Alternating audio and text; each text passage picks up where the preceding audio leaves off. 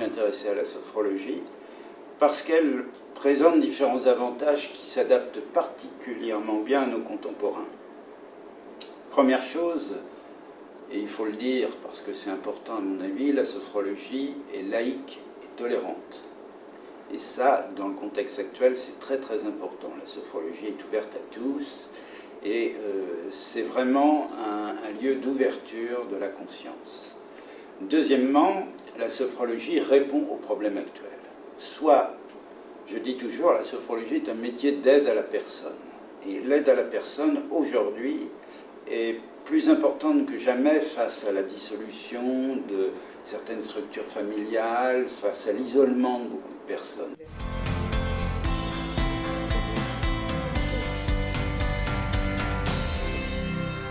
Les gens arrivent ici avec la plupart du temps un espoir incroyable de revivre une autre vie. Et quelque part, on n'a pas le droit de les décevoir. Ça veut dire il y a tant d'attentes dans ce redéploiement qui correspond à leur inscription à nouveau à une formation, leur espoir d'un nouveau métier, d'une nouvelle vie, que vraiment ça nous donne un devoir de faire le mieux possible. Bon, alors vous allez vous isoler. Et puis je vous propose de refaire, on a fait ensemble des exercices de relaxation dynamique. Vous pouvez faire par exemple l'exercice du geste de karaté. Ce passage à l'école, c'est un moment essentiel de mon existence en fait. Bon, d'abord j'y ai appris une méthode que je transmets aujourd'hui avec plaisir.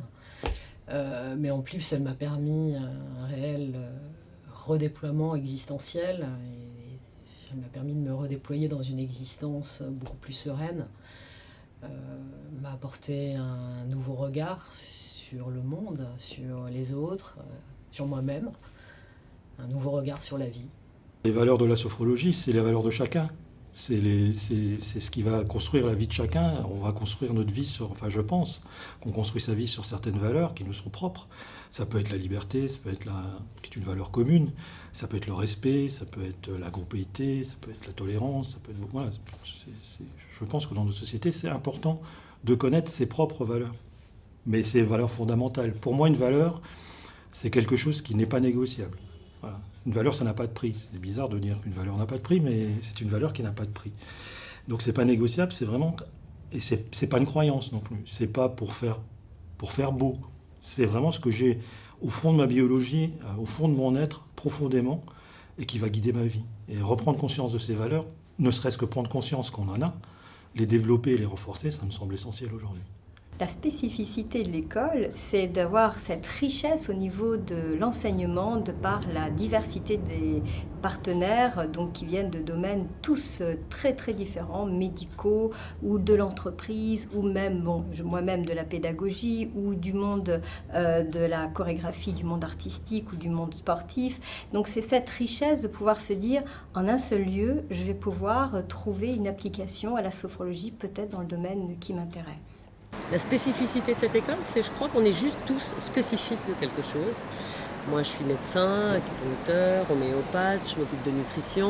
Donc, ce que je vais vraiment apporter en plus aux élèves, c'est des choses concrètes sur qu'est-ce qu'on fait en sophrologie, sur des troubles du comportement alimentaire, sur une dépression, sur des problèmes cardiovasculaires. Et ça, je crois qu'en atout plus tard pour s'installer, c'est vraiment un plus qu'ils n'auront pas ailleurs. Le fait que le docteur Chénet, qui est donc le directeur de l'Académie de sophrologie, soit médecin et écrivain, et qu'en fait il est encouragé, pas seulement lui-même, mais aussi l'équipe des formateurs qui l'accompagnent, qu'il est vraiment encouragé la publication de beaucoup d'ouvrages de référence, qui sont vraiment des ouvrages de référence, sur la sophrologie et ses méthodes appliquées à différents champs.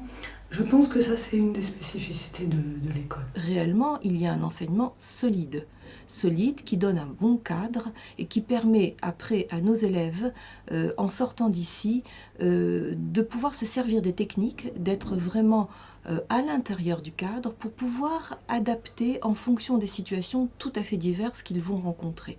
Quelquefois simples, mais quelquefois très complexes.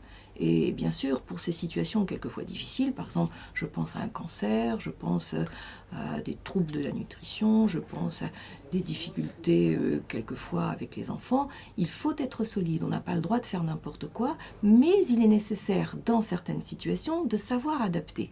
On ne dit pas la même chose à un enfant ou à, par exemple, pour ce qui est de ma partie, une femme enceinte ou par rapport à une personne âgée. Donc, connaître son cadre, savoir s'adapter et puis ensuite développer sa créativité. Parce qu'après tout, la sophrologie, ça permet d'aboutir à ça.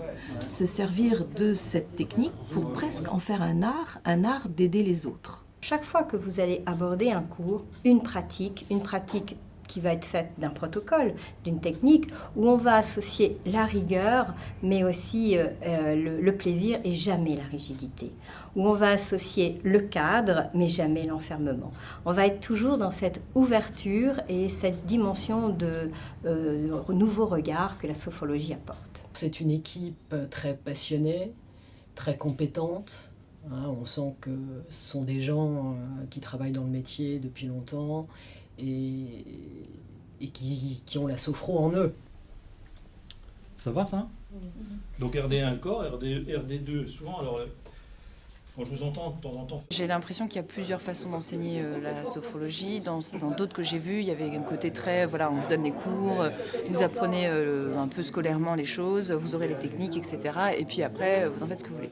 Ici, Chantal, elle m'a fait comprendre que c'était pas qu'il y avait un travail personnel, mais que c'est aussi une démarche qu'il faut ressentir en soi, en fait, pour pouvoir ensuite le reporter, enfin le donner aux autres. C'est quelque chose pour quoi, en fait, c'est la démonstration par l'exemple. On a tous ici des vies professionnelles différentes, mais on est tous réunis ici sur une idée qui est claire, c'est le bien-être qu'on peut amener à d'autres. On vit dans une époque où on est en permanence dans le mental, voilà. Très loin de l'écoute du corps, très loin de l'écoute des besoins de son corps.